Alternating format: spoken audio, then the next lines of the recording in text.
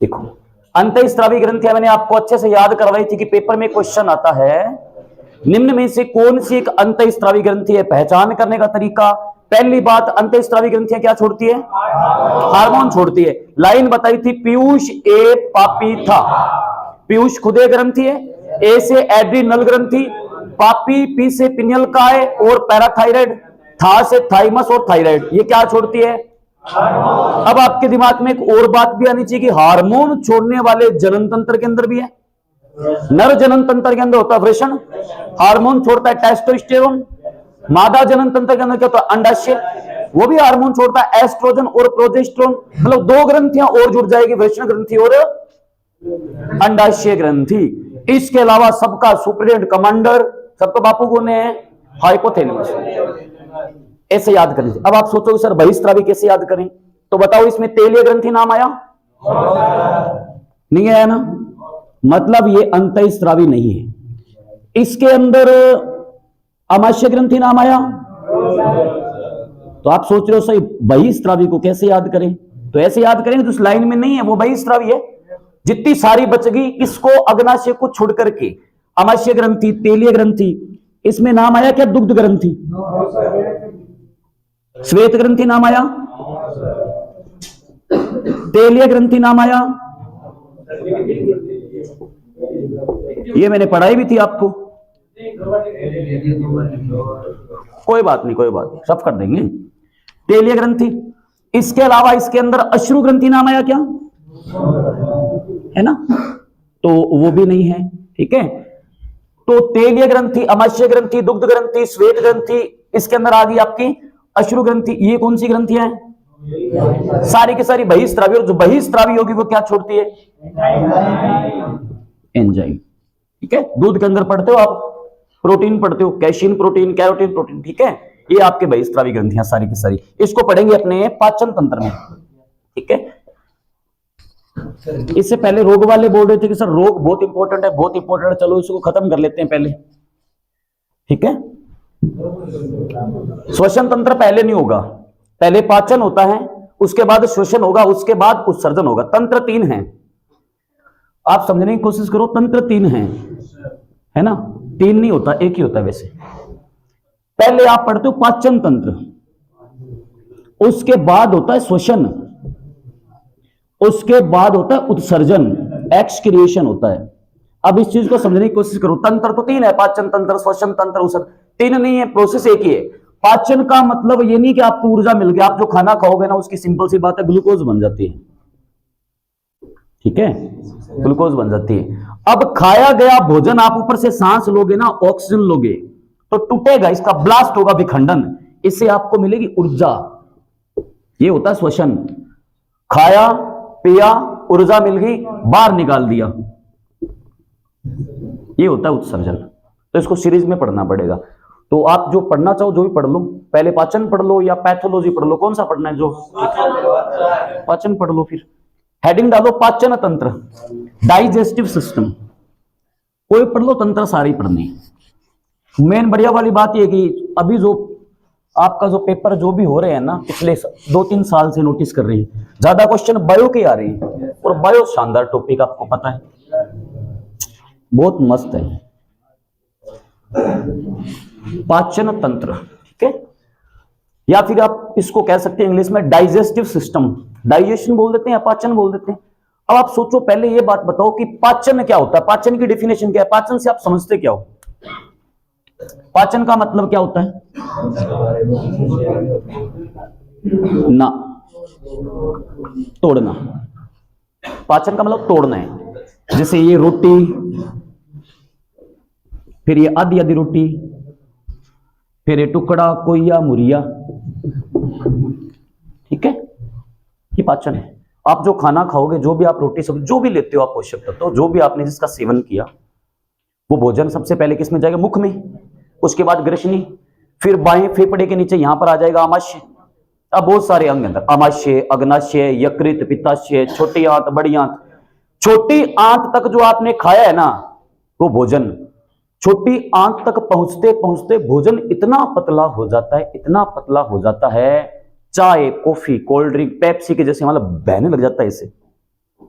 आपने बाहर से रोटी को तोड़ा, अलग अलग है, कोई तो एक रोटी का 2 ही टुकड़ा करे, कोई 4 ही करे, सिद्ध हो जावा, गाला चालू हो जाए, बंदी को नहीं हुए। तो बचपन में पढ़ा होगा कि भोजन को चबा चबा कर खाना चाहिए, कि हो नहीं पाता है हमसे, भयंकर भूख लगी होती है ना, तब चबाना छोड़ो, ये पेट ही भर नहीं करते पहले काम। तो आपने जो भोजन खाया ना, जो रोटी सब्जी आपके पेट में गई, पहली बात तो पाचन आपके हाथों ने किया। पाचन इसको कहेंगे नहीं, साइंस के लिए शब्द ठीक नहीं है, पर आप जो तोड़ रहे हो ना वो पाचन ही है। फिर पाचन करेंगे आपके दांत, जो 4 प्रकार के, कृतनक, रदनक, अगर, चूर्णक, चूर्णक। ये भोजन को पीस कर क्या करेंगे, लुगदी बना देंगे, इसमें लार मिलेगी, भोजन गीला हो जाएगा, लस लसा, लुगदी बन जाएगी भोजन की। ये लुगदी बननी जरूरी है, लार नहीं मिलेगी तो आपके गले से भोजन नीचे उतरेगा भी नहीं, ठीक है, लार जरूरी है, भोजन लस लसा हो गया। अब गले में एक पाइप है, ग्रशनी कहते हैं, फाइलेंस, वो यहां से गई, ऐसे जाकर के आपके यहां आ गई, बाएं फेफड़े के नीचे आ जाती है अमाशय के अंदर, फिर अमाशय पचाएगा, फिर आगे ग्रंथियां काम करती है, अग्नाशय काम करता है, लिवर काम करता है। तो भोजन क्या चीज है, आप पाचन की डिफिनेशन क्या है, तो आप यूं बोलोगे भोजन एक जटिल कार्बनिक पदार्थ है। भोजन क्या है, जटिल कार्बनिक पदार्थ है। इसको हम क्या करेंगे, शरीर के अंगों की सहायता से तोड़ तोड़ के क्या बना देंगे, बस इसी को ही पाचन कहते हैं। पाचन का मतलब आपको ऊर्जा नहीं मिलेगी। पेपर में पूछे मानव शरीर को किस तंत्र से ऊर्जा की प्राप्ति होती है, खाना खाओगे ऊर्जा मिलेगी ना, जिन्होंने नहीं पढ़ा है वो बोलते हैं पाचन तंत्र से। अरे पाचन तंत्र से ऊर्जा नहीं मिलती, पाचन में सिर्फ भोजन पचता है, ग्लूकोज बन जाती है, छोटी आंत में रहेगी। अब सांस लोगे तो आपको ऊर्जा मिलेगी। तो ऊर्जा का निर्माण शरीर के किस तंत्र का भाग है, पाचन तंत्र नहीं, श्वसन तंत्र। जैसे आपने सांस लिया, छोड़ दिया, इसको क्या नाम दोगे, श्वसन नहीं है, ये ब्रेथिंग है, श्वासोच्छ्वास है, या सांस लेना है। श्वसन वो प्रक्रिया है जिसमें खाए गए भोजन को आप जो सांस ले रहे हो, अभी आप सांस ले रहे हो, आपको सांस आ रहा है, सांस ले रही है, इसमें कौन कौन सहमत है, हाथ उठा लो, मैं थान चुनाव थोड़ी खड़ी करूं। सांस ले रहे, इसमें कौन कौन सहमत है, सांस आ रहा है, इसमें कौन सहमत है, बाकी निर्दलिया, वेरी गुड, कौन थारी पार पड़े कौन।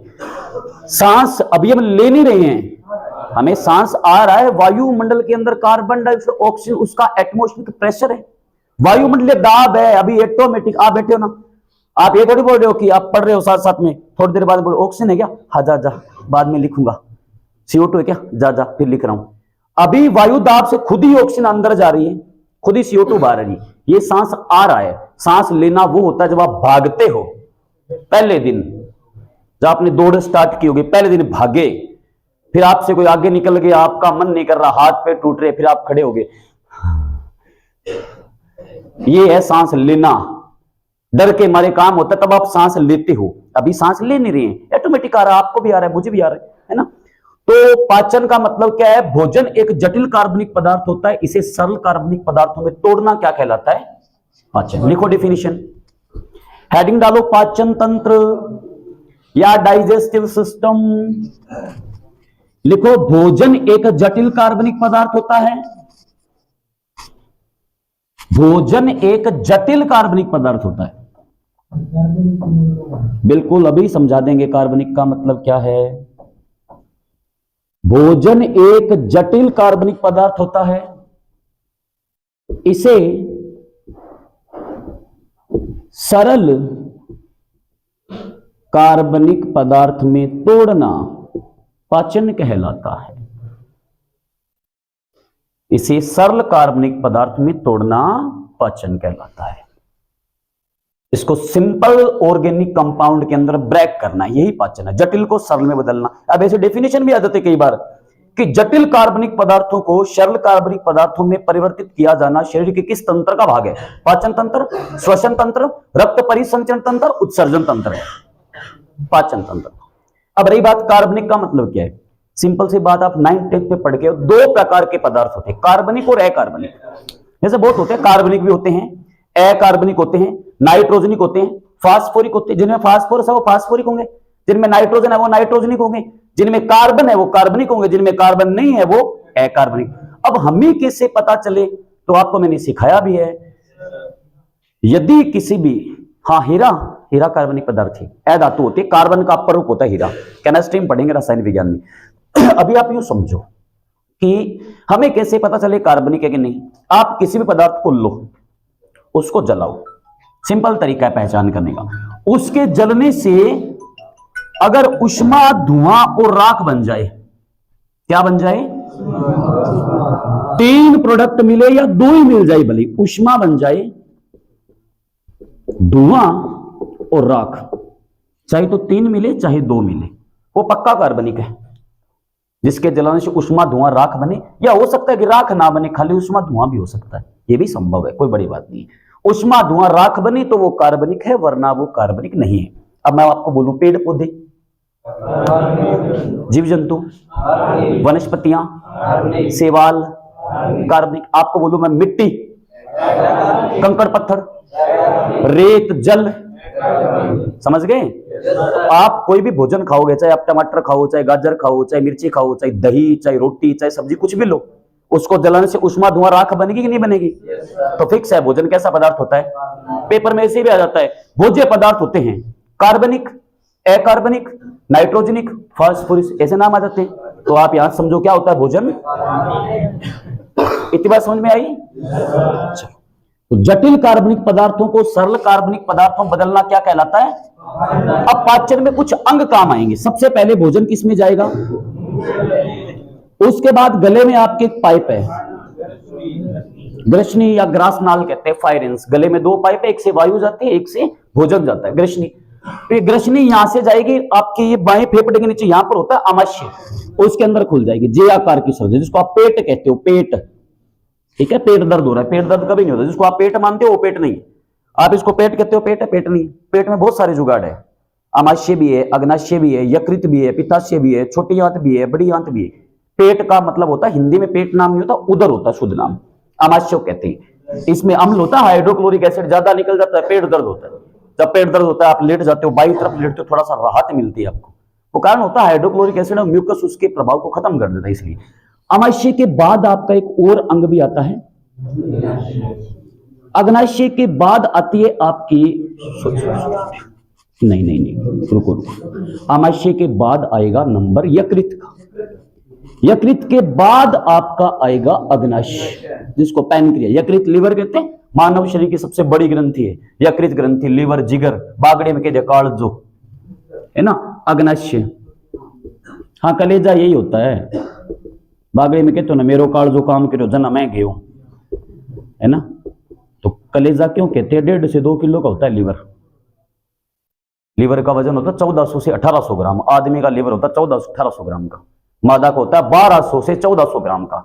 हमारे शरीर में सबसे बड़ा अंग यही है, इसलिए ऑनलाइन धमकी इसी की होती है कि तेरे कालजो काम करे तो आज जी, आप कहते हो मेरो कालजो काम करो, कालजो के गोतो काम करो, तंठाई को नहीं कालजो है, कालजो अठे है, ये फेफड़े हैं, ये हृदय है, हृदय अलग होता है, कलेजा अलग होता है। ठीक है, ये सारे अंग मिलकर क्या करेंगे, एक तंत्र बना देंगे।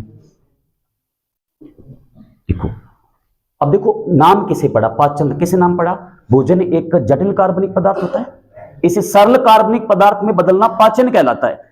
पाचन में काम आने वाले अंग मिलकर के एक बहुत बड़ा तंत्र बना देते हैं, इसे पाचन तंत्र कहा जाता है। सिंपल सी बात। तो ये जो पाचन तंत्र है, इसको एक और नाम देते हैं, इन सभी अंगों को कहते हैं अपने आहार नाल। यूं मान लो पाचन तंत्र का दूसरा नाम ही आहार नाल है।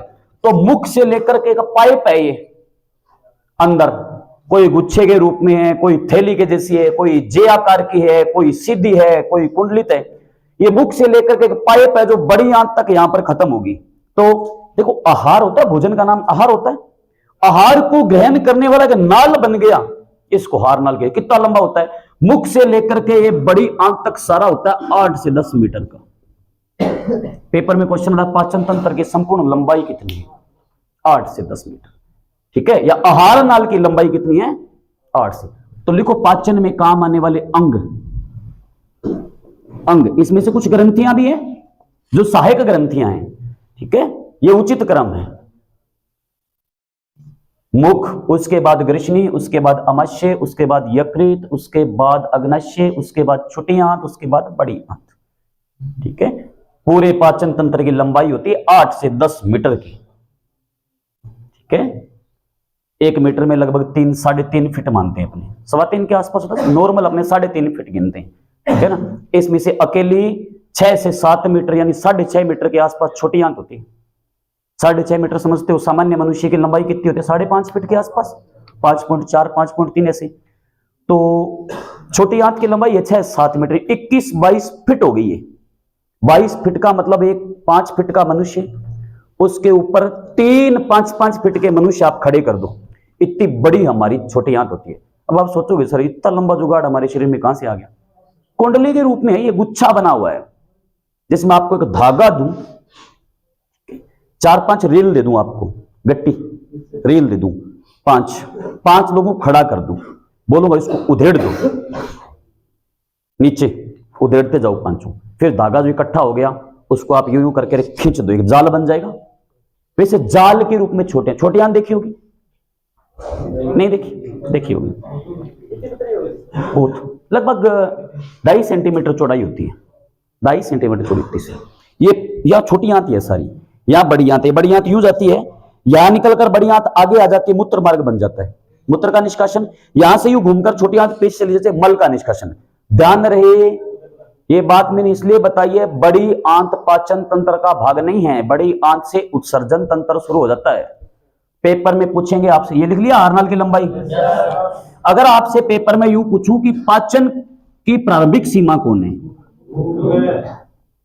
ठीक है, प्राथमिक सीमा मुख है। पाचन कहां से चालू होता है? मुख से। मुख में क्या है? दांत है, वो चबाएंगे तो पाचन चालू हो गया। पाचन की अंतिम सीमा कभी भी बड़ी आंत नहीं है, बड़ी आंत से मलमूत्र निकलते हैं, पाचन खत्म हो जाता है किस पर? तो पाचन की अंतिम सीमा या पाचन तंत्र का अंतिम भाग कौन है? इसीलिए मैंने बोला था पहले खाएंगे, फिर पचाएंगे, फिर सांस लेंगे तो ऊर्जा मिलेगी, फिर निकालेंगे। तो पाचन, फिर श्वसन, फिर होता है उत्सर्जन, ये चालू होता है यहां से उत्सर्जन। ठीक है, तो अंतिम सीमा, तो पाचन तंत्र की प्रारंभिक सीमा कौन है और अंतिम सीमा कौन है? अच्छा, पाचन तंत्र का सबसे लंबा भाग छोटी आंत है। छोटी आंत से लंबा कोई नहीं है। छोटी आंत देखी भी होगी आपने, ये होती है लगभग 6 से 7 मीटर की, 6.5 मीटर मानते हैं, 21-22 फीट बोलते हैं, 21-22 फीट सबसे लंबा भाग है। यानी पूरा पाचन तंत्र कितना? 8 से 10 मीटर का, उसमें से अकेले 6 से 7 मीटर छोटी आंत थी, तो 3 मीटर जुगाड़ में सब आ गया। अब अलग अलग लंबाई है, एक एक करके पढ़ेंगे, पहले मुख पढ़ेंगे फिर ग्रसनी, एक एक करके पढ़ेंगे। अब एक चीज और ध्यान रखना यहां पे आप, हाँ इसको लीवर लिख लो, बोले कई बार इंग्लिश में नाम है लीवर। ठीक है, ये अंग है काम आने वाले। डायग्राम बनाना है पाचन का या सीधा पढ़ोगे? डायग्राम सीखना है। देखो वैसे पेपर में ऐसे तो आएगा नहीं पाचन तंत्र का सचित्र वर्णन करो, ऐसा आएगा नहीं, पर मोटा मोटा आपको बता देता हूं मैं कि पाचन में अंग कैसे होते, कहां पे होते, मोटा मोटा बता, तो इस पर टाइम वेस्ट नहीं करेंगे। ठीक है, क्योंकि ऐसा तो आना नहीं है, डायग्राम का आपको कोई पैसे लेना देना है ही नहीं। ठीक है, 9th 10th में पढ़ के आए हो, बाकी आपके पास सबके पास मोबाइल है, गूगल बाबा जिंदाबाद, जाके सर्च करना पाचन तंत्र का डायग्राम दिखाओ, वो आपको 3D देगा, सब एक एक अंग दिखा देगा टोटल। मोटा मोटा आपको मैं बना के बता देता हूं, ज्यादा टाइम इस पे वेस्ट नहीं करेंगे। पहली बात, पाचन तंत्र के डायग्राम में खोपड़ी, हाँ उसो ये खानता पीता गरा आदमी है, मोटो है। ठीक है, टाइम वेस्ट नहीं करना, मैंने पहले बोला था। सजावट कौन करनी, अपन के बांटना थोड़ी है भैया, डायग्राम में बनाए। ये तो आपका नाक वाला भाग है। आपको पता है आपका नाक और मुख गले में एक ही जगह मिल जाते हैं। ठीक है ना, एपिग्लोटिस होता है घाटी ढक्कन, नाक और मुख गले में एक ही जगह मिलते हैं, फिर 2 पाइप खुलती है। मुख, ये मुख है, ये तो ये वाला भाग है आपका नाक वाला है, इसको कहते हैं नासा मार्ग, बागड़ी में क्या कह रहे हैं, बहुत नास, वो इसलिए कहते हैं। ठीक है, नासा मार्ग, ये वाला भाग आपका आ गया मुख। मोटा मोटा बता रहा हूं, डायग्राम बनानी है आपको समझाने के लिए बना रहा हूं। ये मुख और नाक है ना, गले में जाकर एक ही जगह मिल जाते हैं। यहां पर एक ढक्कन पाया जाता है जिसका नाम होता है एपिग्लोटिस।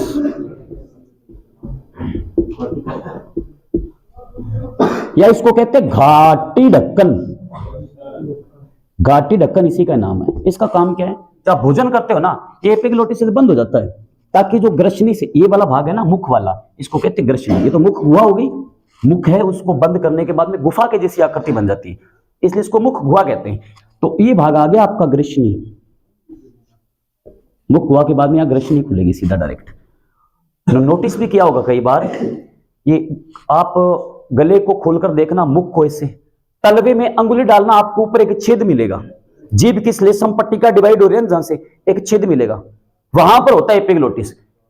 अगर ये एपिग्लोटिस बंद है ना, तो ये पाइप जाएगी सीधा एक सीधी, जिसका नाम है ग्रसनी, उससे होता हुआ भोजन। ये आपके फेफड़े आगे, अभी मैं सीधा बता रहा हूं, बाकी ध्यान रखना पाचन तंत्र के डायग्राम में कभी फेफड़े बनाए नहीं जाते, समझाने के लिए बता रहा हूं। बायां फेफड़ा दायां फेफड़ा, ये बाएं फेफड़े के नीचे यहां पर आपका आमाशय है, फेफड़े इसका भाग है, नहीं समझाने के लिए बता रहा हूं। ये बाएं फेफड़ा, ये देखो मेरा बायां फेफड़ा, ये दायां फेफड़ा, बाएं फेफड़े के नीचे यहां पर एक जे आकार की संरचना होती है, इसे जे आकार की, उसको कहते हैं आमाशय। यही आपका पेट है, 3 से 4 घंटे भोजन इसी के अंदर रुकता है। ये पेपर में क्वेश्चन आया गुरु पिछली बार कि पाचन तंत्र में, ठीक है, या आमाशय में भोजन कितने समय अंतराल तक रुकता है। 3 से 4 घंटे भोजन यहां पे रहता है, फिर आगे जाता है। मेन यही है काम, पेट यही है। अब ये मुख और गले वाला भाग एक ही जगह मिलता है, नाक और मुख मिलते हैं। नोटिस भी किया होगा, कई बार आप हड़बड़ी में बाहर से आई, आपने कुछ तरल लिया, कोई लिक्विड लिया, है ना, चाय वगैरह, कॉफी, कोल्ड ड्रिंक, कुछ भी आप कोल्ड ड्रिंक वगैरह या कॉफी वगैरह पड़ी थी या चाय पड़ी थी आपके पास, या भयंकर प्यास लगी, पानी का भी सेवन किया मान लो।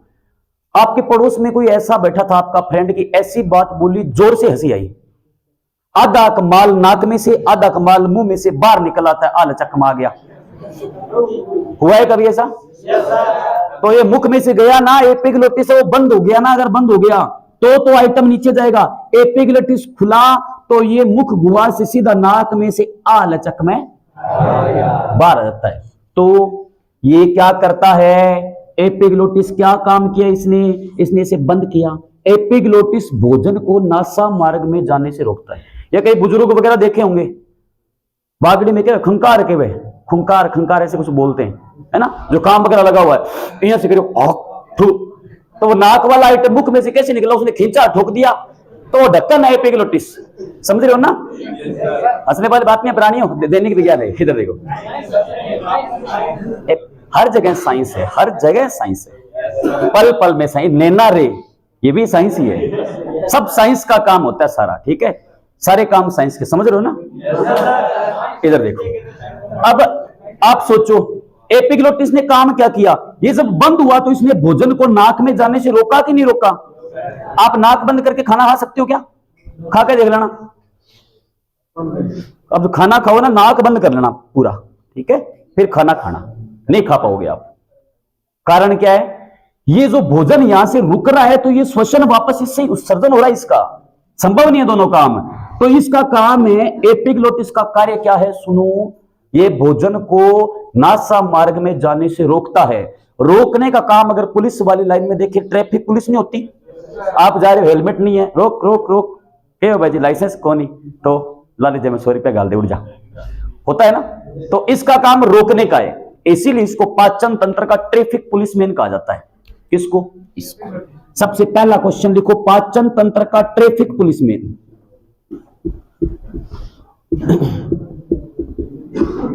पाचन तंत्र का ट्रैफिक पुलिसमैन किसे कहते हैं? एपिग्लोटिस को कहते हैं, घाटी ढक्कन। पाचन तंत्र का ट्रैफिक पुलिसमैन, उत्तर है एपिग्लोटिस। क्यों? ट्रैफिक पुलिसमैन का काम क्या? रोकने का। इसका काम क्या? इसका भी रोकने का काम है। किसको? भोजन को नासा मार्ग में जाने से रोकता है, ग्रसनी में धकेल देता है। अगर हड़बड़ी में आपने कुछ किया, ये खुला, उल्टी वगैरह आती कई लोगों को। उल्टी क्या है? अपचित पदार्थ, उसका बाहर निष्कासन होगा ही होगा, ठीक है। आप कहीं बस में बैठे, आपको उल्टी आ रही, सिंपल सी बात है, पड़ोस वाले को बोल दो कि उल्टी आवा भैया, पन्ना हो जा गावा भरजूला, होता है ना, उल्टी आएगी। अब उल्टी आ रही है, मान लो एक आप बैठे हो, आपके पास कोई लड़की बैठे, उसको उल्टी आ रही है, तो पहली बात, कई बार होता है ऐसा कि उल्टी करने शर्म आती है, कोई उल्टी में कोई शर्म वाली बात, अपचित ठोस है, उल्टी आते ही शरीर आपका सेट हो जाता है ना, तो आनी है, रोकने से नहीं रुकेगी। आप पड़ोस में आप बैठे हो, यहाँ पे बढ़िया जेंटलमैन बन के, इधर मान लो कोई लड़की बैठी है, उल्टी आ रही है, अब करने का मन नहीं कर रहा, फिर बस में उल्टी करेंगे, बेइज्जती होगी, बढ़िया ना धो के तैयार होके आए अगले, है ना। अब बैठे हैं वहां पे, मुख को ऐसे करते रहते, अब वो अपचित ठोस है, वो रुकेगा नहीं। फिर जब अचानक से अपचित प्रेशर पड़ेगा ना, जैसे शराब पीने के बाद में आदमी उल्टी करता है, अपचित ठोस है, वो शरीर घड़ा भर गया ना, घड़ा भरने के बाद अगर बाल्टी से पानी डालोगे तो वो क्या करेगा, बाहर ही निकलेगा, ढूंढेगा वो तो वो बाहर निकलेगा। फिर मुख आप बंद करो, रोकने से नहीं रुकेगी। ये कौन सी क्रिया है? उल्टी हो गया, वमन हो गया, पलक झपकना, खांसना, छींकना, अनिच्छिक क्रिया, इस पे हमारी बॉडी का कंट्रोल नहीं होगा। फिर आप अगर वमन नहीं कर रहे हो, मुख को बंद कर रहे हो, कई बार नोटिस किया उल्टी आती है तो यहां से करके अगल गप भर दिया सारा, क्या होगा ना। अब आप उसको भी रोकने का प्रयास करो। कई बार किसी के साथ ऐसा हुआ है क्या, नाम तो अब नहीं लोगे आपकी, मेरे साथ हुआ है, उल्टी आती है भयंकर, आप रोकने का प्रयास करोगे ना तो आपने मिर्ची जो भी आपने खा रखा आइटम, आधा का नाक में से आधा का मुंह में से बाहर आता है। कई बार हुआ होगा, बताओगे नहीं मुझे पता है, ठीक है। तो ये काम इसी का ये। अब देखो ये आ गया आमाशय, ये जो आपके फेफड़े थोड़ा बना देता हूं, बाकी इसमें है नहीं, ठीक है। ये आपके दोनों फेफड़े हो गए, अच्छे से बताया था, दोनों फेफड़े बराबर नहीं होते। एक फेफड़ा हमारा बड़ा होता है, एक फेफड़ा छोटा होता है, क्योंकि दाएं फेफड़े के नीचे होता है लिवर, 1.5 से 2 किलो का है, बड़ी ग्रंथि है, जगह भी ज्यादा घेरेगी तो दबाव भी इस फेफड़े पे पड़ेगा। एक फेफड़ा बड़ा, एक छोटा। ऐसे मैं खड़ा हूं, ये मेरा बायां भाग है, ये दायां है, तो ये बायां फेफड़ा, दायां फेफड़ा। बाएं फेफड़े नीचे यहां पर ये क्या है, आमाशय है। अब ये जो दायां फेफड़ा है, इसके नीचे ऐसे यहां पर एक आपकी द्विपालित ग्रंथि होती है, इसको कहते हैं लिवर। यकृत बोल दो, लिवर बोल दो, जिगर बोल दो, कलेजा। यहां से खुलेगा हिपेटोसाइटस, ये भाग बना, और यहां आपका आ गया पत्ते नुमा संरचना, नहीं अग्नाशय। पित्ताशय या नहीं होता। पित्ताशय आप जिसको कहते हो ना, पित्त की थैली, पित्तम पथरी है, गुर्दम पथरी है, कहते हो ना, पित्त की थैली, वो पित्ताशय, इसका गिरिज होता है लीवर का, ऐसे। ये नाशपत्ती की जिस संरचना होती है गोल, ये पित्ताशय, लीवर का एक भाग होता है पित्ताशय, पित्त की थैली। ये आपका अग्नाशय है। फिर यहां से ऐसे आपकी शुरू हो जाती है ये कुंडलित, ये छोटी आंत पड़ी रहती है 6 से 7 मीटर की, यूं करके ये इस टाइप से। और यहां चारों तरफ ये वाला भाग है ना, ये है बड़ी आंत। डायग्राम पे ज्यादा टाइम वेस्ट नहीं करें क्योंकि काम का है नहीं। ये है सारे भाग, ये छोटी आंत है, ये बड़ी आंत है। बड़ी आंत इधर से जाएगी तो मूत्र मार्ग बनाएगी, ऐसे पीछे घूमकर बनाती है हमारा गुद्दा द्वार, एनस, जिससे मल का निष्कासन होता है। अब एक एक करके सारे भाग पढ़ते हैं, इस पर टाइम वेस्ट नहीं करना, ठीक है, क्योंकि डायग्राम अगर ढंग से बना इसमें टाइम लगता है। देखो कम से कम आधा घंटा चाहिए, और इसमें हमारे पास मार्कर भी वैसे एक ही है, अलग अलग मार्कर हो तो बढ़िया बन जाता है। बाकी आप देख लेना ऑनलाइन, अपने को ऑब्जेक्टिव निकालने, इसलिए क्यों टाइम वेस्ट करें इस पे। अब सबसे पहला भाग है मुख। पाचन कहां से चालू होगा, आपको पता है मुख में 2 चीजें होती है, एक होता है दांत, एक होती जीवा, जीभ, ठीक है। दांत क्या है, मानव शरीर की सबसे मजबूत हड्डी दांत ही है। शरीर में दांत से मजबूत कुछ भी नहीं। सर्कस वाले देखे कांच तक चबा जाते हैं, तोड़ देते हैं बोतल को का लोग, कांच की बोतल होती है ना, कई लोग होते हैं तोड़ देते हैं ऐसे। रामलीला वगैरह में देखा होगा कि कैरोसिन लेते मुख के अंदर, है ना, आग पे डालते ऐसे करके, है ना, मुख के अंदर, उसके बाद लड्डू वगैरह खा, जलन हो जाती है लार ग्रंथियों के अंदर। इसलिए तो दांत क्या है, शरीर का सबसे मजबूत भाग। पढ़ाया भी था मैंने आपको हड्डी वाले टॉपिक में। मानव शरीर में सबसे मजबूत कौन है, दांत। अब दांत तो अलग अलग प्रकार की, दांत में भी सबसे मजबूत कौन है, जबड़ा, जबड़े का संपूर्ण आवरण। ये हड्डी देखिए आपने, मैंडिबल, ये देखो कितनी मजबूत है। मुख पे कई बार आप लड़ाई वगैरह करते हो, लोग घुसन भी मारते, फर्क नहीं पड़ता। यहां पे मार के देख लो किसी के, यहां मारना एक मुक्का कस कस के जोर लगा के, या जननांगों पे मारना, वही बैठ जाएगा वो। सबसे मजबूत है ये, इसको कहते हैं मैंडिबल। तो पेपर में पूछते हैं मानव शरीर की सबसे मजबूत हड्डी कौन है। आपको पढ़ाई थी मैंने, स्केलेटन सिस्टम करवाया था ना, कंकाल तंत्र, उसमें पढ़ाई थी मैंडिबल। जीभ क्या है, सबसे मजबूत मांसपेशी है जीभ, है ना, उस पर चोट लग जाए जल्दी खराब भी होती है, जल्दी सही भी हो जाती है। सबसे तेजी से जीभ सही होती है आपकी। सबसे मजबूत मांसपेशी, मांसपेशियों की संख्या कितनी है,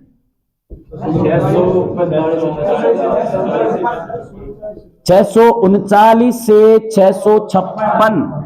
तो आपसे अगर पेपर में पूछे मानव शरीर की सबसे मजबूत मांसपेशी, जीवा। मानव शरीर की सबसे मजबूत हड्डी मैंडिबल है। जबड़े का संपूर्ण आवरण इनेमल नाम देते, इनेमल मजबूत है, इनेमल आवरण होता है, ये नीचे वाली हड्डी आ गई मैंडिबल। शरीर की सबसे बड़ी हड्डी फीमर, छोटी हड्डी स्टेपिस, छोटी मांसपेशी कान की है, कौन सी? स्टेपिस। छोटी मांसपेशी स्टेपिस हड्डी की बताई थी मैंने आपको, छोटी हड्डी स्टेपिस थी ना, उसकी मांसपेशी का नाम याद करो, स्टेपिडियस। बड़ी हड्डी कौन है? फीमर, तो बड़ी मांसपेशी, ये फीमर हड्डी जांग वाली है, उसकी मांसपेशी बड़ी है, क्या नाम बताया था? ग्लूटियस मैक्सिमस, ये बताई थी मैंने आपको। मजबूत हड्डी मैंडिबल है, कमजोर हड्डी कान की बताई थी, मेलियस।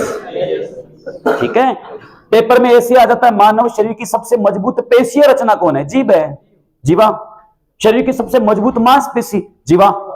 ये दो भाग है, इतनी बात समझ में आई? एक नंबर शुरू करते दांत, जो आप बिना मतलब के निकालते रहते हो कई बार, अच्छा नहीं होता वैसे, बढ़िया नहीं लगता। ठीक है, दांत। दांत की बात करें, पहली बात ये तो अपने लिख लिया, सबसे मजबूत हड्डी, बार बार नहीं लिखेंगे। अच्छा, दांत किससे मिलकर निर्मित होते हैं? दांत दो परमाणुओं से मिलकर बनते हैं, Ca कैल्शियम, P का मतलब फास्फोरस।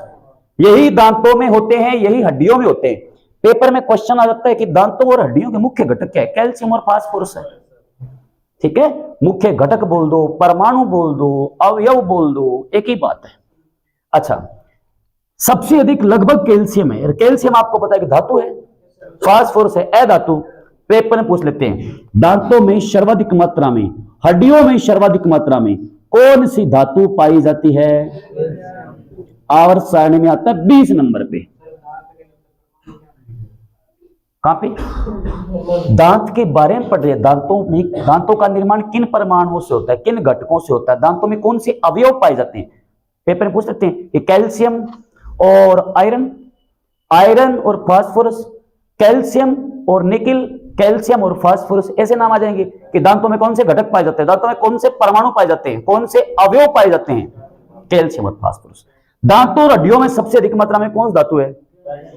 बहुत बार पढ़ा है, शरीर में सबसे अधिक मात्रा में क्या है? हड्डियां हैं, है ना। और हड्डियां किससे मिलकर बनती है? कैल्शियम और फास्फोरस से। शरीर में सबसे अधिक हड्डियां, हड्डियों में सबसे अधिक कैल्शियम। तो क्वेश्चन बन गया, मानव शरीर में सबसे अधिक मात्रा में कौन सी धातु पाई जाती है? कैल्शियम होती है। हड्डियां हैं तो हड्डियों में कैल्शियम है। किससे मिलता है कैल्शियम? दूध से मिलता है। ठीक है, दूध का अगर आप सेवन करते हो तो आपकी हड्डियां मजबूत रहती हैं, है ना। तो दूध में सबसे अधिक मात्रा में पाया जाने वाला पोषक तत्व कौन है? कैल्शियम। मानव शरीर में सबसे अधिक मात्रा में पाया जाने वाला धातु कौन है? कैल्शियम, है ना। और हड्डियों का मुख्य घटक कौन है? कैल्शियम। दांतों का मुख्य घटक कौन है? कैल्शियम। ठीक है, अब ये कैल्शियम और फास्फोरस मिलकर के एक यौगिक बना लेते हैं, वो देता दांतों और हड्डियों को मजबूत। दांत और हड्डियां हमारी मजबूत होती है ना, किसकी वजह से? ये दोनों जुड़ते हैं, कैल्शियम और फास्फोरस। कैल्शियम और फास्फोरस जुड़ करके एक यौगिक बना लेंगे। Ca मतलब कैल्शियम, PO4 को कहते हैं फास्फेट। केमिस्ट्री में पढ़ेंगे इसको। PO4 फास्फेट, NO3 लगता है तो बोलते हो नाइट्रेट, SO4 को बोलते हो सल्फेट, O को बोलते हो ऑक्साइड, OH को हाइड्रोक्साइड। आगे सीखेंगे केमिस्ट्री में, अभी सिर्फ नाम याद रखना। पेपर में पूछेंगे दांतों को मजबूती देने वाला यौगिक कौन है? नहीं, सॉरी, मजबूती नहीं, ये सफेद मजबूती देता है ये CaCO3, इसे कहते हैं कैल्शियम कार्बोनेट। दांतों और हड्डियों को मजबूती देने वाला यौगिक कैल्शियम कार्बोनेट देखा है। अंडे के बाहर का खोल होता है ना, छिलका, कैल्शियम कार्बोनेट ये है ना, ये कैल्शियम कार्बोनेट है। समुद्र के अंदर प्रवाल भित्तियां बनती है, वो कैल्शियम कार्बोनेट, ये मजबूती है। अच्छा, वो कौन सा है? ये जो फास्फेट था ना, वो दांतों और हड्डियों को सफेद चमकीलापन प्रदान करवाता, जो अभी मैंने आपको बताया था। Ca3PO4 की होल ट्वाइस। Ca होता है कैल्शियम, PO4 होता है फास्फेट। हड्डियों में भी यही होता है, दांतों में भी यही होता है, पर इसकी वजह से क्या होता है, हमारे दांत और हड्डियां क्या होते हैं? सफेद चमकीले होते हैं। इसकी वजह से मजबूत, किसकी वजह से? कैल्शियम कार्बोनेट की वजह से। इतनी तो बात है दांत के बारे में खास खास। क्या क्या पूछेंगे? दांतों और हड्डियों को मजबूती देने वाला यौगिक कौन? 4 सूत्र लिखे हुए मिलेंगे, तो उत्तर क्या होगा? कैल्शियम CO3 होता है कार्बोनेट। दांतों और हड्डियों को सफेद चमकीलापन प्रदान करवाने वाला यौगिक कौन है? Calcium phosphate. ये तो है खास खास बात है। दांत बनते किससे हैं? कैल्शियम फास्फोरस से। सर्वाधिक मात्रा में दांतों में कौन सी धातु है? कैल्शियम है। फास्फोरस तो अधातु होती है। दांतों और हड्डियों को मजबूती कौन देता है? सफेदी कौन देता है? Calcium phosphate. इतनी बात समझ में आई? अब देखो दांत है टोटल, दांत होते हैं हमारे 32, 2 जबड़े हैं, 16 होते हैं। 16 ऊपर वाले जबड़े में, 16 नीचे वाले जबड़े में। नीचे वाला जबड़ा आपका होता है गतिशील, अस्थायी होता है। ऊपर वाला जबड़ा होता है स्थायी, गति नहीं होती। आप चेक करके देख लो, नीचे वाले जबड़े को आप अप डाउन लेफ्ट राइट कहीं भी कर लो, ऊपर वाले को हिला लो क्या? नहीं। तो कौन से जबड़े में गतिशीलता नहीं पाई जाती? ऊपरी। कौन से जबड़े में गतिशीलता पाई जाती है? निचले जबड़े में गतिशीलता होती है। दांत टोटल हमारे अंदर 32 है, 16 ऊपर के जबड़े में, 16 नीचे के जबड़े में। तो लिखो दांतों के प्रकार। उतार रहे हो ना साथ साथ? अब पढ़ते हैं दांत कितने टाइप के होते हैं। बोलो मत रे, बोलो मत।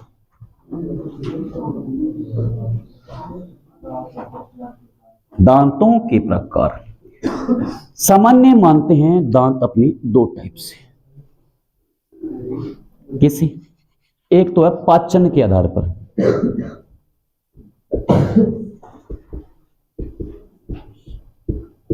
कि भोजन को तोड़ना है, उसके आधार पर दांत होते हैं 4 प्रकार के। एक होते हैं स्थायित्व,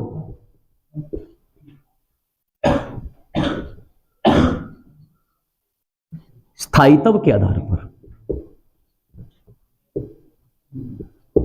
वो होते हैं 2 प्रकार के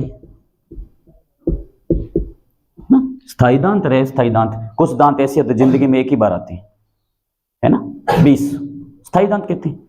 कुछ दांत होते हैं अस्थायी दांत, 20 होते हैं, 20 और 12 32, 20 अस्थायी दांत जिनको दूध के दांत भी कहते हैं। टूट गए नहीं आते हैं, टूट गए नहीं आते हैं, संख्या फिक्स नहीं है। पेपर में पूछेंगे पाचन के आधार पर दांत कितने प्रकार के होते हैं, स्थायित्व के आधार पर दांत कितने प्रकार के होते हैं। पहले पढ़ते हैं पाचन के आधार पर, फिर पढ़ते हैं स्थायित्व के आधार पर। ठीक है, उतार लिया? 1 नंबर पॉइंट बनाओ, पाचन के आधार पर दांतों के प्रकार। पाचन के आधार पर दांतों के प्रकार। पाचन के आधार पर दांतों के प्रकार तो 4 है। कौन कौन से नाम होते हैं? कृतनक, रदनक, च्वर्णक नहीं, अग्र च्वर्णक। जबड़े से आगे वाले तो अग्र, बताऊंगा अभी, गिनवा दूंगा सारी, टेंशन मत लो, डोंट वरी। च्वर्णक। कृतनक को इंग्लिश में कहते हैं इंसाइजर, इसलिए आई लगाएंगे। रत्नक को कहते हैं इंग्लिश में कैनाइन, इसलिए सी लगाएंगे। अगर च्वर्णक को कहते हैं प्रीमोलर, प्रीमोलर, ठीक है, तो पी लगा देंगे। और च्वर्णक होते हैं मोलर, एम लगा देंगे। क्यों बताए? इंग्लिश वाले आपको नाम याद रखने, नाम याद नहीं रखने, इनसे सूत्र बनता है दांतों का। पेपर में आ जाता है दंत सूत्र क्या है।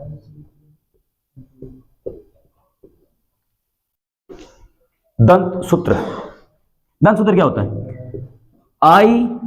ICPM अपॉन ICPM मल्टीप्लाई 2, ये टीथ फॉर्मूला है। पेपर में पूछे दंत सूत्र क्या है? ICPM अपॉन ICPM मल्टीप्लाई, मतलब क्या हुआ? कृतनक, रदनक, अगर च्वर्णक, च्वर्णक, कृतनक, रदनक, अगर च्वर्णक, च्वर्णक। क्यों लिखा? ये ऊपर के जबड़े के हैं, नीचे के जबड़े के हैं, गुणा 2 से करना है। कैसे? दंत सूत्र आप याद रखना, वैसे तो बहुत है, गहरे हैं, पर आप मोटे मोटे याद रख लो, उस पर अपने चर्चा नहीं करेंगे। दंत सूत्र होता है 21-23 अपॉन 21-23 मल्टीप्लाई 2, ये दंत सूत्र है। वैसे दांत अलग अलग होते हैं। सबसे पहले हम होते शिशु, फिर बनते बालक, फिर बनते किशोर, फिर बनते वयस्क, फिर बनते वृद्ध। शेषावस्था में दांत होते ही नहीं है तो पेपर में पूछेगा भी नहीं। बालक के अंदर आते हैं, फिर और विकसित होंगे, बालक से हम किशोर बनेंगे, वयस्क बनेंगे। वृद्धावस्था में वैसे ही मुंह लिफाफे के जैसा खाली खाली हो जाता, हवा से आती रहती है ना। ढंग से आपने पोषण लिया है तो रह जाते हैं, नहीं तो टूट भी जाते हैं, ठीक है ना। अगर आपने वयस्क अवस्था में कुछ ऐसा काम किया, दांत तुड़वा लिए तो होंगे ही नहीं, पहले भी हवा आ सकती है ना। लिफाफा सोया मुंह खाली कर लिए, पपोड़ बोग रहे, समझ गए ना। तो वृद्धावस्था में फिक्स नहीं है तो पेपर में पूछेंगे नहीं, शेषावस्था में पूछेंगे नहीं। अब दांत अलग अलग प्रकार के होते हैं, गहरे लेवल पे पढ़ो तो बाल्यावस्था में अलग होते हैं, किशोरावस्था में अलग होते हैं, वयस्क अवस्था में अलग होते हैं। तो आपको इतना गहरा पढ़ना नहीं, आप खाली वयस्क के पढ़ लो। इसका मतलब समझ रहे हो आप, इस मल्टीप्लाई 2 का मतलब है ऊपर भी 2 से गुणा, नीचे भी 2 से गुणा। देखो अब मैं पूछूं आपसे, दांत कितने प्रकार के हैं? 4, कृतनक, रदनक, अगर च्वर्णक और च्वर्णक। देखो ये कृतनक, रदनक, अगर च्वर्णक, च्वर्णक, 2 और 2 4 दुए 6। वाह शाबाश, कटे हो मंगल करवा बैठोगे। 1 और 1 2 दुए, 2 और 2 4 दुए, 3 और 3 6 दुए, 12 और 8 20 और 4 24 और 8 32। ये वयस्क अवस्था के है। किशोरावस्था में अलग होते हैं, बाल्यावस्था में अलग होते हैं, पर इतना गहरा आपसे पूछेंगे नहीं, इसलिए इसको स्किप कर देता हूं, छोड़ देता हूं। अब देखो कृतनक दांत आप देख लो, आगे आगे आपके 4 दांत ऊपर है, 4 दांत नीचे है। जिससे आप धागा काटते हो वी शेप का होता है, वी शेप का, ऐसा इस टाइप के। एक यहां पर है, एक यहां पर है, एक यहां पर है, कुत्ते का जैसा तीखा होता है, जैसे आप धागा काटते हो। एक तीखा दांत यहां पे है, एक यहां पे है, एक यहां पे है, एक यहां पे। कितने हो गए? 4। वो कौन है? रदनक है। उन चारों के बीच में 4 ही दांत आगे है, ऊपर और 4 नीचे। ऊपर वाले जबड़े में 4 है, नीचे वाले में 4 है, ठीक है। घर पे जाके डायग्राम आप देख सकते हो, अपने थोबड़े का दर्पण लेना, चेक कर लेना। 4 दांत ऊपर है इस टाइप के, आगे ऐसे ऐसे ऐसे ऐसे ही नीचे हैं 4 और 4 वो कौन से? अब एक तीखा यहां पे, एक यहां पे, एक यहां पे, एक यहां पे, वो कौन से हैं? रदनक 4। इनका काम है भोजन को पीसना, लुगदी बनाएंगे, पीसेंगे। रदनक होते कुत्ते के जैसे तीखे होते, बिल्कुल कुत्ते काम होता फाड़ने का, चीरने फाड़ने का। तो भोजन को पीसना, फिर चीरना फाड़ना, फिर लुगदी बना करके आगे पास कर देना, ये काम होता है दांतों का। मुख में चलता है काम, चबाना कहते हैं इसको। अगर च्वर्णक का देखो, च्वर्णक होता है जबड़ा। देखो च्वर्णक जबड़ा, जबड़े के आगे वाला कहते हैं ना, आग लिजाड़, लाग लिजाड़ बागड़ी में से कहते हैं। च्वर्णक जबड़ा है। जबड़ा जब भी टूट के आएगा, 3 दांतों के ट्रिक के रूप में बाहर आता है, नोटिस कर लेना। इससे 3 आएंगे टूटकर सीधे, 3 नीचे 3 ऊपर। कितने हुए? 6 और 6 जबड़े में कितने हो गए? जबड़े के आगे वाला भाग अगर टूटकर बाहर आया तो वो दृक के रूप में आता है, 2 दांतों का जोड़ा बाहर निकलता है। जबड़े के आगे वाले 2 नीचे, 2 ऊपर, 4 इस तरफ, 4 इस तरफ। कितने हो गए? समझ गए? तो जबड़े के आगे है, इसलिए नाम है अगर च्वर्णक। भोजन को सबसे पहले काम क्या है? चीरना, फाड़ना, पीस करके लुगदी बना देना, इतना काम है दांतों का। पेपर में क्या पूछेंगे? पाचन के आधार पर दांत कितने प्रकार के होते हैं? कौन कौन से होते हैं? कृतनक, रदनक, अगर च्वर्णक, च्वर्णक। मानव शरीर में वयस्क अवस्था में कृतनक दांतों की संख्या कितनी होती है? रदनक दांतों की संख्या, अगर च्वर्णक की, च्वर्णक की। दंत सूत्र क्या है संख्या में? अब मैथ वाली कलाकारी मत करना यहाँ पे। 21 23 कैंसिल हो गया, 1 कम 1 1 2 2 2 दांत आ गया, ये मत करना, ऐसा नहीं है, ठीक है। ये मैथ नहीं है, यहाँ पे मत करना। तो ऊपर का जबड़ा नीचे का जबड़ा दर्शाता है, तो कट मत कर देना कहीं यहाँ पे। इतनी बात समझ में आई? अब 2 नंबर लिखो, स्थायित्व के आधार पर दांतों के प्रकार। हाँ हो सकते हैं, दंत धातु नाम आते हैं। दांत अलग अलग प्रकार के होते हैं। हम है ना, हमारे दांत, हम कैसे जीव है? हम विषम दंती है, हम विषम दंती है। इतना गहरा आपसे पूछेंगे नहीं, आपने पूछ लिया इसलिए बता रहा हूं। हम विषम दंती है। आगे वाले दांत हमारे चौड़े हैं, धागा काटते हैं, वो भी शेप के तीखे हैं। जबड़े वाले थोड़े से मोटे हैं, सॉरी जबड़े से आगे वाले थोड़े से मोटे हैं, जबड़े वाले और मोटे हैं। हमारे सारे दांत अलग अलग प्रकार के हैं, इसलिए हम विषम दंती है।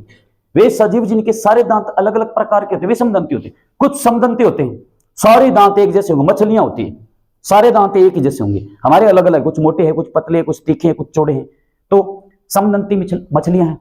कुछ होते हैं एक्रोडेंट, सांप के दांत होते हैं, जबड़े की हड्डी की अगली सतह पर जैसे होते हैं, है ना, एक्रोडेंट होता है। प्लोरोडेंट छिपकली होती है ना। होमोडेंट होते हैं, प्लोरोडेंट होते हैं, एक्रोडेंट होते हैं, ठीक है। समदंती होते हैं, विषमदंती होते हैं, एक बार दंती भी होते हैं, द्विबार दंती भी होते हैं, और बहुबार दंती भी होती है। ऐसे प्रकार है। तो कई अक्ल, जाड़, ऐसे कहते हैं बागड़ी में कुछ अलग अलग नाम देते हैं। ऐसे कई लोगों के एक ही दांत है ना, मिशोड्रम से उत्पत्ति डबल हो जाती है, तो एक दांत में फंस के एक बीच में से ओखा ओखा निकल जाता है। ऐसे अजीब प्रकार का होता है। रेती घस के बराबर कर देना चाहिए बागड़ी में क्यों है तो, ठीक है। तो वो अलग होते हैं सिस्टम, वो यहाँ पे आपसे नहीं पूछे कितना गहरा। इससे इस लेवल पे आप फटोगे तो फिर ये आपका 10th लेवल का, इसलिए मैं बता नहीं रहा हूँ बाकी चीजें, टाइम वेस्ट नहीं करना अपने को। मेन बात ये 2 नंबर लिखो, स्थायित्व के आधार पर। स्थायित्व के आधार पर दांतों के प्रकार वो होते 2। एक होते स्थायी दांत, एक होते हैं अस्थायी दांत। नाम से ही पता चल रहा है, स्थायी मतलब जिनकी संख्या फिक्स रहेगी, अस्थायी जो फिक्स नहीं होंगे, घट बढ़ सकते हैं। अस्थायी दांत कैसे, इधर देखो, अस्थायी, ऐसे दांत जो प्रत्येक मनुष्य के जीवन काल में एक बार आते हैं। शॉर्ट में लिख रहा हूं मैं, आप पूरा लिख सकते हो। ऐसे दांत जो प्रत्येक मनुष्य के जीवन काल में एक ही बार आते हैं, टूट गए दोबारा नहीं आएंगे। अस्थायी दांत जो प्रत्येक मनुष्य के जीवन काल में 2 बार आते हैं, ठीक है। स्थायी दांत होते हैं आपके 12 दांत ऐसे हैं जो फिक्स है, दोबारा नहीं आएंगे। अस्थायी दांत होते 20। अस्थायी दांतों को दूध के दांत भी कहा जाता है। किन दांतों को दूध के दांत कहते हैं? दूध के दांत। तो ये टूटेंगे नहीं, आ जाएंगे। जैसे बचपन में टूटे होंगे, सबके टूटे हैं हमारे, है ना। 20 है, एक टूट गए 19 हो गए, 2 टूट गए 18 हो गए, एक आ गया फिर 19 हो गए, है ना। एक और आ गया 20 हो गए, एक टूट गया फिर 19 हो गए, एक और टूट गया 18 हो गए, 2 टूट गए 17 हो गए, 2 आ गए 19 हो गए। कभी 16, कभी 17, कभी 18, कभी 19, कभी 20, कभी 18, कभी 20। संख्या फिक्स नहीं है, अस्थायी है। उनको कहते हैं दूध के दांत। ये टूटेंगे फिर आ जाएंगे। स्थायी दांत है वो जीवन काल में एक ही बार आएंगे। तो भूल कर भी आपको किसी के साथ अगर कुचरनी करने का प्रयास कर रही हो या कुचरनी कर रही हो, स्थायी दांतों को संभाल के रखना। ये स्थायी दांत गए तो गए, ठीक है। तो ये तुड़वाने नहीं है, ये तो टूटेंगे आ जाएंगे, पर ये अगर तुड़वा लिए तो नहीं आएंगे। आ सकता है वयस्क अवस्था, कोई बड़ी बात नहीं, ऐसा नहीं है कि वयस्क में टूट गया नहीं आएगा, आ सकते हैं। अस्थायी दांत जीवन काल बोला है मैंने, जीवन काल। अब बुढ़ापे में नहीं है कि बुढ़ापे में टूट गए दोबारा आ जाएंगे। बुढ़ापे में तो लकड़ियां बुला रही है शमशान भूमि की तरफ, गतिशील हो जाओ बस फटाफट। 60 की एवरेज रहनी चाहिए वैसे आजकल, कोई टेंशन नहीं। 60 के बाद उम्र बढ़ती है ना, टेंशन है ना, ढंग से खाया जाता है ना, ढंग से कुछ पिया जाता है ना, ढंग से बोला जाता है ना चला जाता है ना उठा जाता है। तो 60 की एवरेज बढ़िया रहती है। 60 में निपट जाए ना वो इंसान सुखी है, ठीक है। उसके बाद दिक्कत चालू हो जाती है। इसलिए मैं बोलता हूं दांतों की सफाई जरूर किया करो। दांत और आंख, जिंदगी में 2 चीज जरूरी है, इसलिए ब्रश मैंने बहुत बार बोला किया करो। दांत अगर टूट गए ना, कुछ खाने का मन, छोला खाना जी करके की कृषि तका भलाई बोकर भी देख देगी, लियाड़ी आवेगी सीधी, खा लियो खावा बटके रगड़ खा ले, पाउडर बना के आपको मार ले। तो दांत और आंख नहीं है तो दुनिया क्या है? ब्लैक एंड व्हाइट है, कुछ नहीं दिखेगा। दूसरा ही बोलेगा कि वाह, कोई अगर बोल के देख दे किया यार कितनी मस्त चीज है ये, गाड़ी लेके आनी अपनी, कितनी गड़ी गाड़ी है। जिसकी आंख नहीं बोले किसी गाड़ी मस्त है के? हाँ किसी के सुनी, अच्छा दिखे को नहीं के बापड़ो। तो आंख और दांत 2 चीज जरूरी होती है बॉडी में। तो स्थायित्व के आधार पर दांत कितने प्रकार के होते हैं? कौन से दांत प्रत्येक मनुष्य के जीवन काल में केवल एक बार आते हैं?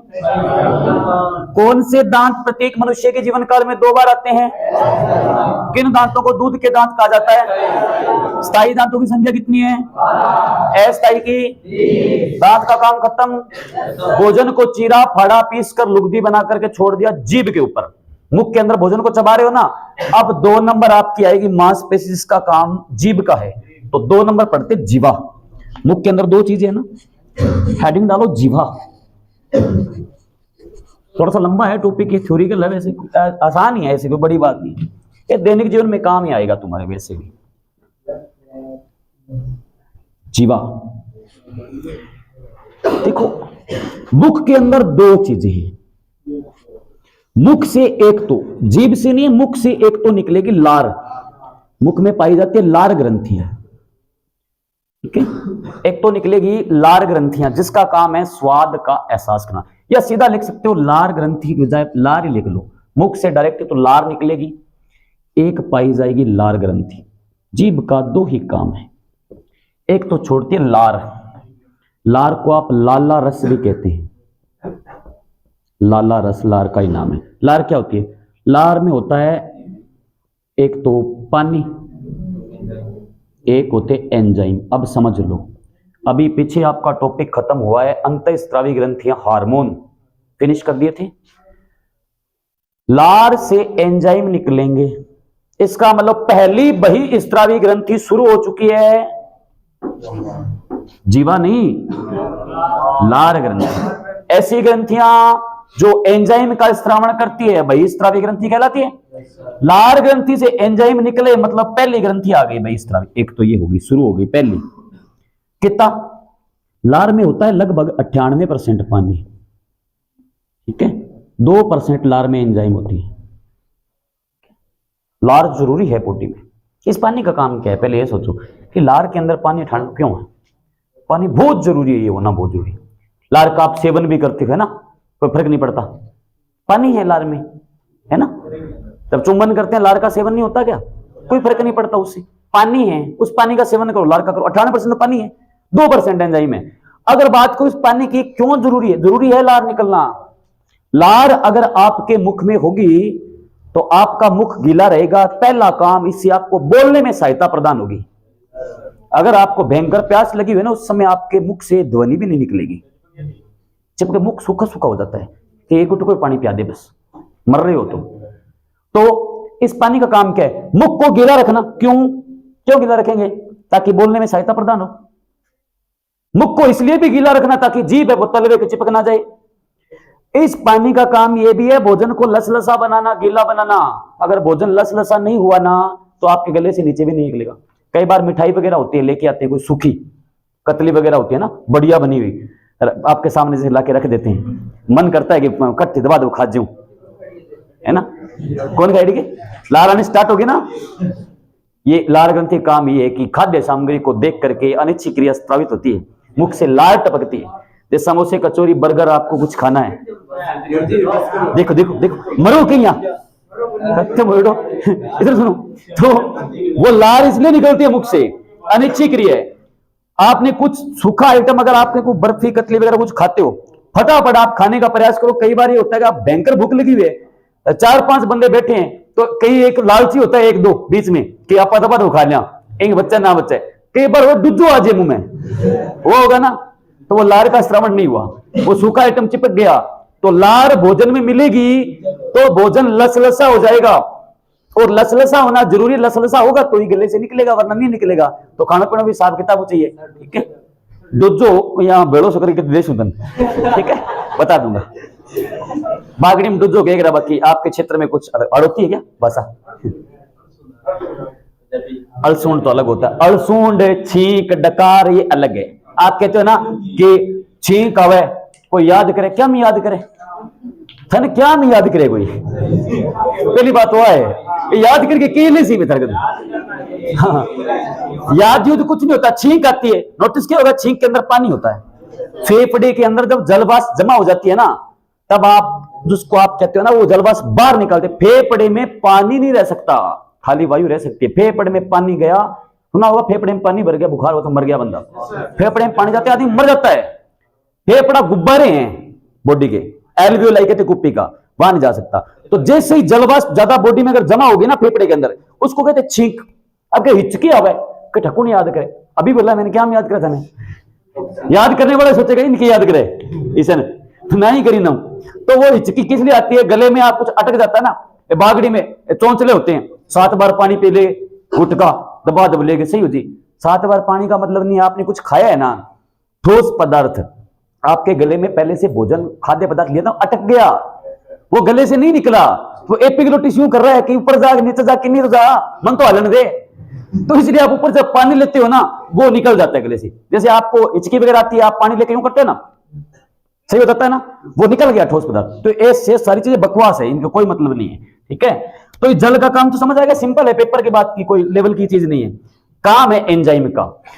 अच्छा, लार ग्रंथि का काम है, लार ग्रंथि जो है, अच्छा लार ग्रंथि, सॉरी लवार ग्रंथि नहीं लिखना था यहाँ पे, मैंने स्वाद कलिका लिखना था, सॉरी,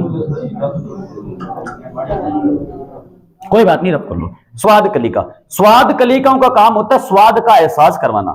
स्वाद 4 प्रकार के पता है आपको, खट्टा, मीठा, कड़वा, नमकीन। आप खाते हो तुरंत पता चलता है ना, ये खट्टा है, ये मीठा, ये कड़वा, ये नमकीन, नमकीन को खट्टा मीठा, ये काम जीभ का इसका है, ये लार ग्रंथियों काम है। तो 2 काम हो गए, एक तो लार निकलती है, एक पाई जाती है स्वाद कलिका। 1 नंबर बनाते हैं स्वाद कलिकाएं, ठीक है। पेपर में क्वेश्चन आ जाता है कि लार में जल की मात्रा कितनी होती है, इसलिए लिखा है मैंने, ये ध्यान रखना। अब 1 नंबर लिख लो स्वाद कलिका, कल पढ़ती है बाकी। स्वाद कलिका ये ऐसी आपकी जीभ होती है, एपिग्लोटिस होता है ना, आयताकार निकलता है, आगे जाकर आपकी जीभ है ना वो कुछ ऐसी शेप ले लेती है, ऐसी आकृति ले लेती है।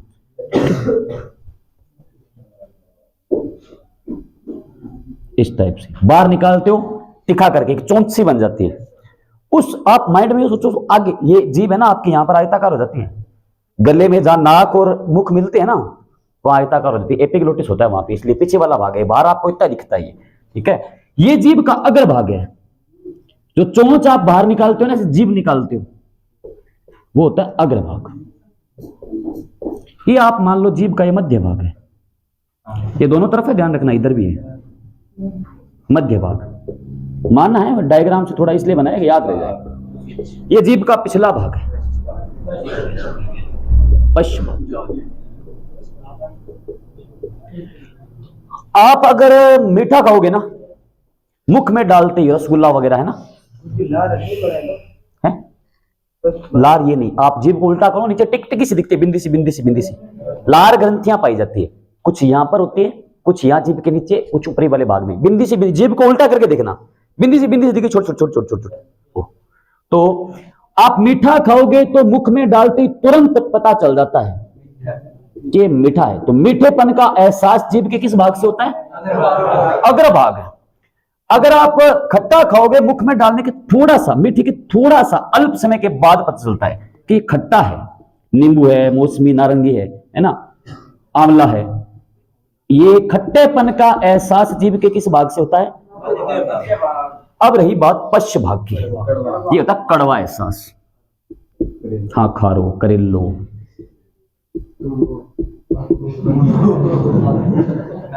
हाँ तुम्बो, करेलो, जो भी है। इधर देखो, पेपर में कौन नाम होगा कि तुम्बो को एहसास खटू होसी, करेला को खटू होसी, ठीक है। 3 एहसास हो गए, भूल जाओ, मीठा खाओगे तुरंत पता चलेगा, थोड़ा सा बाद में खट्टे का पता चलेगा।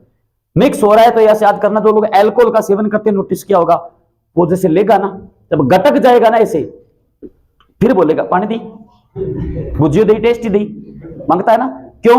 जब वो अल्कोहल, उसने जो मदिरा का सेवन किया, उसके गले के अंदर जीभ के पीछे वाले भाग से टकराई, तब उसे पता चला कि दारू तो कड़वी है, खारी है। तो सिंपल सी बात, कड़वापन कहां गया, पीछे, मीठापन आगे, बीच में रह गया खट्टा, अब एक और रहेगा खट्टा मीठा नमकीन।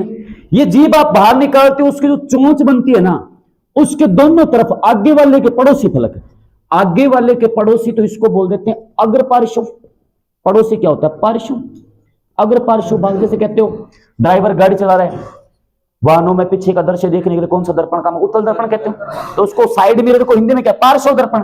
पार्श्व मतलब क्या, ड्राइवर के साइड में लगा हुआ है पार्श्व, तो ये आगे वाले भाग के दोनों पड़ोसी फलक है, तो पार्श्व बोल नहीं। अग्र पार्श्व भाग ये करवाता है खट्टा मीठा एहसास, खट्टा मीठा बोले तो नमकीन, टेस्टी, भुजियो, मिक्सचर, कुछ कुछ सब कुछ, टेढ़े मेढ़े, सीधे सीधे, कुरकुरो, ठीक, मरोगे, मरता ही ना नमकीन। तो नमकीन एहसास। अब ये मत बोलना कि गुरुजी मिर्च को बताओ, हरी मिर्च खावा तो क्या ध्यान लगे तो कोई एहसास नहीं है। स्वाद 4 ही प्रकार के होते हैं, खट्टा, मीठा, कड़वा और नमकीन। मिर्ची का कोई स्वाद नहीं है, 4 ही प्रकार के स्वाद है, और प्रकार के स्वाद लेने नहीं है। पहली बात तो ये। दूसरी बात, मिर्ची का कोई स्वाद नहीं होता प्राणियों, मुझे पता तुम लोग बोलोगे इसलिए पहले बोल दिया मैंने। मिर्ची जीभ की या मुख की लार ग्रंथियों की जलन बताएगी कि मिर्ची कितनी की तीखी है। लार ग्रंथियों में जलन पैदा होगी। गुंडली मिर्च देवे थाने के देखो 20 एक मिर्च खानी है, 2 मिनट में खा लोगे। एक बड़े वाली आती है, अलग अलग स्वाद है ना। तो जीभ की लार ग्रंथियों की जलन ये बताएगी कि मिर्ची कितनी की तीखी है। मिर्ची कोई स्वाद नहीं।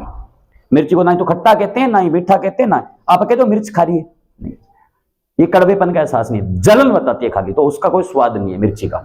तो 4 स्वाद है। तो मीठेपन का एहसास जीभ के किस भाग से होता है? खट्टेपन का और कड़वेपन का एहसास और खट्टे मीठे का एहसास। स्वाद कलिकाओं की संख्या पूछे मादा में अधिक होती है।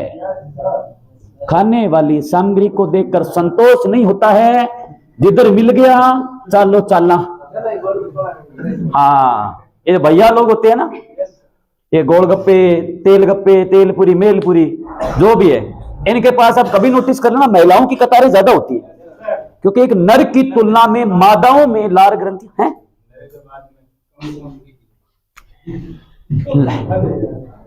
कम। तो एक नर की तुलना में मादाओं में स्वाद कलिकाओं की संख्या अधिक होती है। एक चीज है, बाकी सब चीज नर में ही ज्यादा है। आदमी का हृदय बड़ा है, आदमी का लीवर बड़ा है, आदमी का मस्तिष्क बड़ा है, आदमी का दिमाग मोटा हुआ है, मतलब मोटा दिमाग हुआ है। महिलाओं में हर चीज कम है, आदमी की धड़कन ज्यादा है, हर चीज आदमी में अधिक है, एक को छोड़ करके स्वाद। तो खाने वाली सामग्री को देखकर आदमी संतोष कर लेता है। आप कहीं जा रहे हो, कोई आइटम पड़ा है, जेब में पैसे नहीं है, all is well, all is well, काल खा छोड़, कौन रिपे को नहीं आता, चलना कौन खावा, है ना। होता है तो ही कहते हैं अभी रिपे बच्चे है, छोड़ कौन खावा, किससे गोलगप्पा है, चल। महिलाएं होती है, उनकी संख्या ज्यादा मिलेगी इनके पास। कारण क्या है? स्वाद के लिए कहीं अधिक है, ठीक है, मतलब लुगाई से टोकरी हुआ है बागड़ी में, समझ गए ना। मिलते हैं ब्रेक के बाद, नेक्स्ट पढ़ते कल। आज के लिए इतना ही।